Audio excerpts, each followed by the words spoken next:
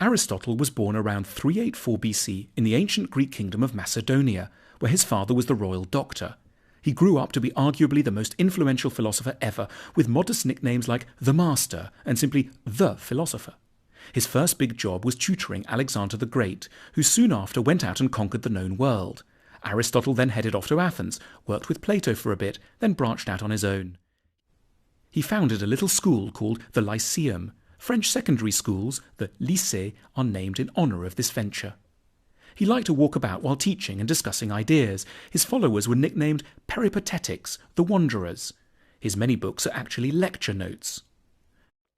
Aristotle was fascinated by how many things actually work. How does a chick grow in an egg? How do squid reproduce? Why does a plant grow well in one place and hardly at all in another? And, most importantly, what makes a human life and a whole society go well? For Aristotle, philosophy was about practical wisdom. Here are 4 big philosophical questions he answered. 1. What makes people happy? In the Nicomachean Ethics, the book got its name because it was edited by his son Nicomachus, Aristotle set himself the task of identifying the factors that lead people to have a good life, or not. He suggested that good and successful people all possess distinct virtues, and proposed that we should get better at identifying what these are, so that we can nurture them in ourselves and honour them in others. Aristotle zeroed in on 11 virtues: courage, temperance, liberality, magnificence, magnanimity, pride, patience, truthfulness, wittiness, friendliness, modesty. Aristotle also observed that every virtue seems to be bang in the middle of 2 vices. It occupies what he termed the golden mean between 2 extremes of character. For example, in Book 4 of his Ethics, under the charming title of Conversational Virtues, Wit, Buffoonery, and Boorishness, Aristotle looks at ways people are better or worse at conversation. Knowing how to have a good conversation is one of the key ingredients of the good life, Aristotle recognized. Some people go wrong because they lack a subtle sense of humour. That's the bore, someone useless for any kind of social intercourse because he contributes nothing and takes offence at everything. But others carry humour to excess. The buffoon cannot resist a joke, sparing neither himself nor anybody else, provided that he can raise a laugh, and saying things that a man of taste would never dream of saying. So, the virtuous person is in the golden mean in this area, witty but tactful. A particularly fascinating moment is when Aristotle draws up a table of too little, too much, and just right around the whole host of virtues. We can't change our behaviour in any of these areas just at the drop of a hat, but change is possible, eventually. Moral goodness, says Aristotle, is the result of habit. It takes time, practice, encouragement. So Aristotle thinks people who lack virtue should be understood as unfortunate rather than wicked. What they need isn't scolding or being thrown into prison, but better teachers and more guidance. 2. What's art for? The blockbuster art at the time was tragedy. Athenians watched gory plays at community festivals in huge open-air theatres. Aeschylus, Euripides and Sophocles were household names. Aristotle wrote a How to Write Great Plays manual, the Poetics. It's packed with great tips. For example, make sure to use peripeteia, a change in fortune, when for the hero things go from great to awful. In Titanic, Leonardo DiCaprio gets Kate Winslet, great, then they hit the iceberg, awful. And anagnorisis, a moment of dramatic revelation when suddenly the hero works out their life is a catastrophe. But what is tragedy actually for? What's the point of a whole community coming together to watch horrible things happening to lead characters, like Oedipus in the play by Sophocles, who by accident kills his father, gets married to his mother, finds out he's done these things, and gouges out his own eyes in remorse and despair? Aristotle's answer is catharsis, which is Greek for catharsis. Catharsis is a kind of cleaning. You get rid of bad stuff. In this case, cleaning up our emotions, specifically our confusions around the feelings of fear and pity.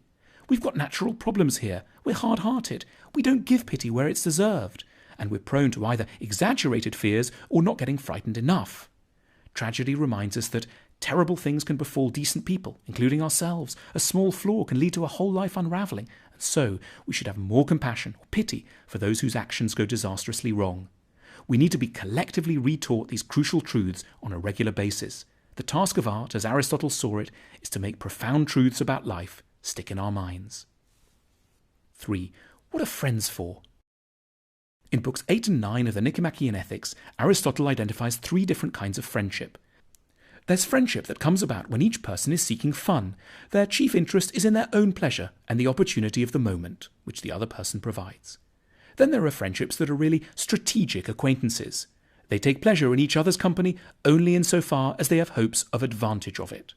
Then there's the true friend. Not someone who's just like you, but someone who isn't you, but about whom you care as much as you care about yourself. The sorrows of a true friend are your sorrows. Their joys are yours. It makes you more vulnerable, should anything befall this person, but it's hugely strengthening too. You're relieved from the too small orbit of your own thoughts and worries. You expand into the life of another. Together you become larger, cleverer, more resilient, more fair-minded. You share virtues and cancel out each other's defects.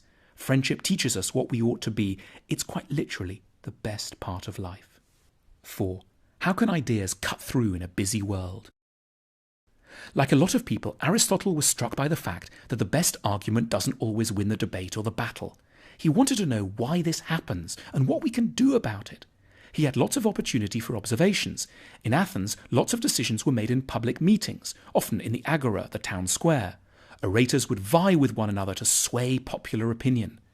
Aristotle plotted the ways audiences and individuals are influenced by many factors that don't strictly engage with logic or the facts of the case. It's maddening, and many serious people, especially Plato, can't stand it. They avoid the marketplace and populist debate. Aristotle was more ambitious. He invented the art of what we still today call rhetoric, the art of getting people to agree with you. He wanted thoughtful, serious, and well-intentioned people to learn how to be persuasive, to reach those who don't agree already. He makes some timeless points. You have to recognize, acknowledge, and soothe people's fears. You have to see the emotional side of the issue. Is someone's pride on the line? Are they feeling embarrassed? And edge around it accordingly. You have to make it funny because attention spans are short. And you might have to use illustrations and examples to make your point come alive. We're keen students of Aristotle.